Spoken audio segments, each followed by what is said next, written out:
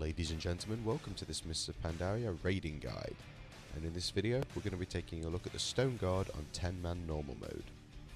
In order to defeat this encounter we use 2 tanks, 3 healers and 5 DPS. Now with the DPS it is advised that you bring classes that are able to multi-dot or cleave. Yes, melee might actually have a use in an encounter for once, as the boss does share a health pool and there are 3 mobs and 2 of them will be together most of the time.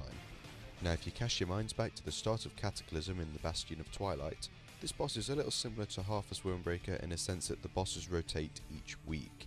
Now you can get 3 out of 4 potential bosses, and in this video we got the Cobalt, Jade and Amethyst. Now the 4 bosses do share quite a few abilities, so we're going to take a look at the individual boss abilities first and just go over how you should counter these in order to take minimal damage and also not die. Across the bottom of your screen is a list of all of the individual boss abilities. The Amethyst pool is a little purple void zone on the ground which you can see a lot of on the screen. The Cobalt Mine is also a massive circle on the ground. However, if you do stand in this, it will deal 175,000 arcane damage to you and will also root you in place. So this obviously ties in well with the Amethyst pool. However, the root can be dispelled. The Jade shards are just, you can't avoid it unfortunately. You just have to heal through it and they just fire shards of painful jade at you, which will inflict 50,000 nature damage. And for the Jasper, they have Jasper chains, however that's not visible in the kill video in the background since we didn't have Jasper this week. But that will chain 2 people together, and if they're over 10 yards apart it will inflict 35,000 fire damage to them, and then an extra 15% for every second that they are more than 10 yards apart. And now on screen is a list of all of the boss's shared abilities, so to say. They are all exactly the same, however just cast by each boss. And generally they are Overload and Petrification. I'll probably pronounce that wrong as well. Now Overload is where the mob's energy bar will reach 100%, and then the mob will effectively explode but it won't die, and it will deal 250,000 damage to you. Now the damage type is based on the mob, so you get Shadow, Arcane, Nature and also Fire. So I don't know if you have any certain resists you want to use, like Fire Resist, or for if the Jade one explodes. Just an idea to help you kill the boss. And then the Petrification is, as well, this will be one mob, it will cast this ability and then it will attempt to turn you to stone effectively, and every time you get a tick of this on you it will reduce your damage taken by the damage type that certain mob will cast from Overload. So for example on the Amethyst it will deal shadow damage when it overloads, however the Petrification will reduce your shadow damage taken by 90%. However it will also remove your ability to move. Well, you'll be able to move but it'll be very slow. And if you are to reach 100 stacks of Petrification then you will turn to stone, and that'll be pretty much GG. That's a wipe. And now that we've taken a look at the boss's abilities, we'll actually speak about how to kill the boss. Sorry for wasting 3 minutes and 30 seconds of your life.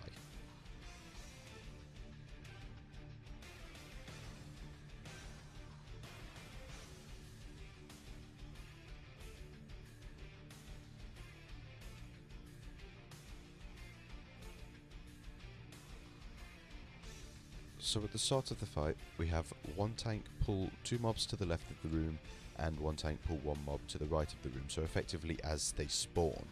Well, it was for this rotation anyway. And then we wait for the first Petrification to be announced.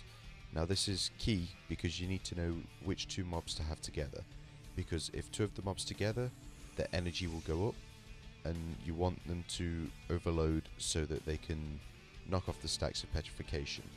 The 1 mob that's tanked on its own will not increase in energy. Now you need to bear this in mind because it's a very vital piece of information as to how we use this tactic and how it works. So on the video at the start we saw the Jade Guardian began to petrify, so we knew that. Then you keep in mind that the Cobalt's energy is also going up. Now, when the Cobalt Guardian reaches 50% energy, we get the tanks to swap the Cobalt for the Amethyst, which is the one that's being tanked on its own.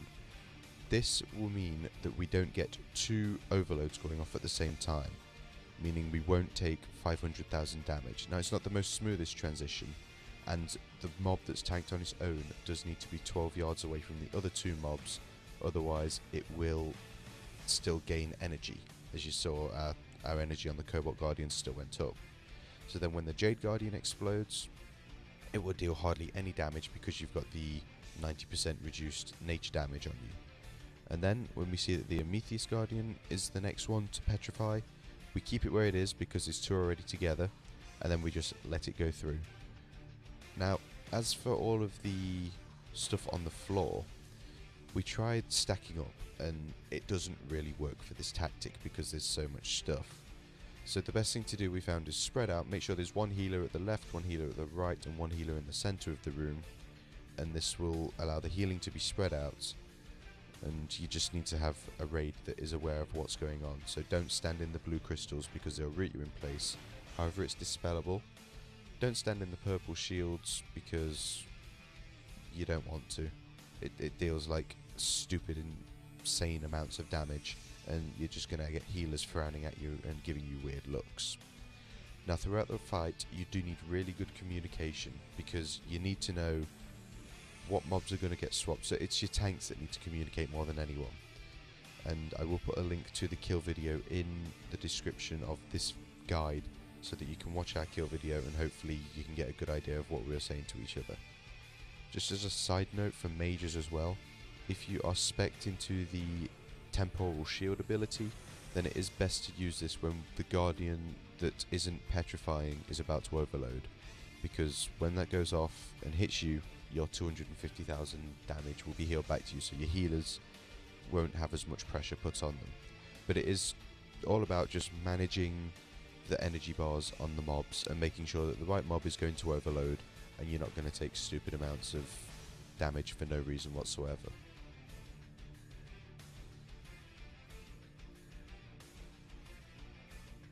And just as a final reminder, it's a good idea to bring classes that are able to multi-dot. So for example, you want your mages, your warlocks, and also your melee that can cleave, your warriors and your death knights that can spread diseases, because every bit of additional damage does help. Two mobs are going to be together 100% of the time pretty much, and the boss does share a health pool. It's just general World of Warcraft common sense.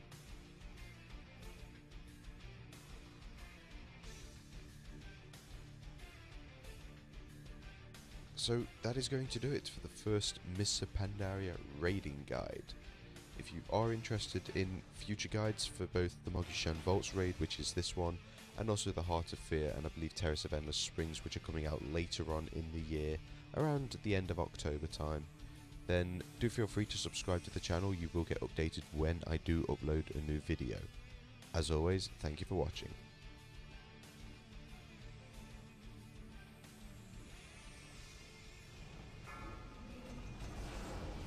Beware.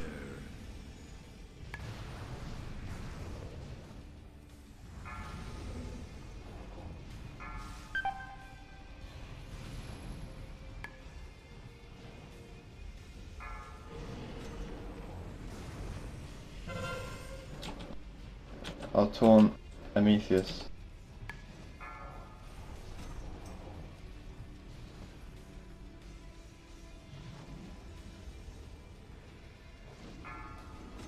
Beware.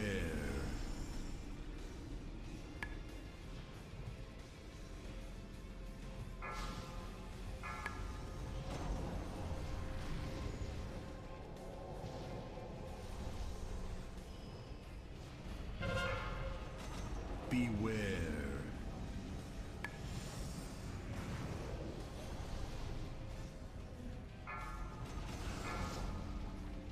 I'll taunt Jade.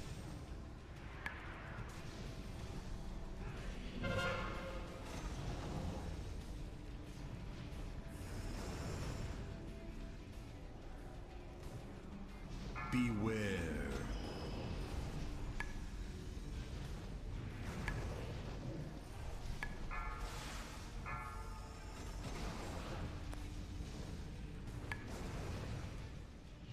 Bubble in 25.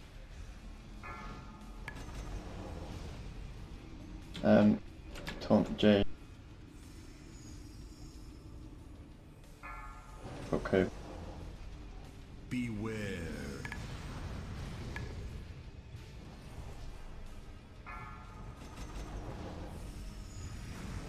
Beware. Fuck! Keep up! Go 6, go!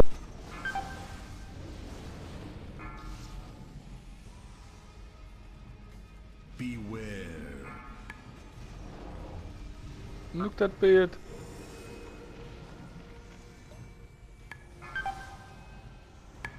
Yeah! Hey!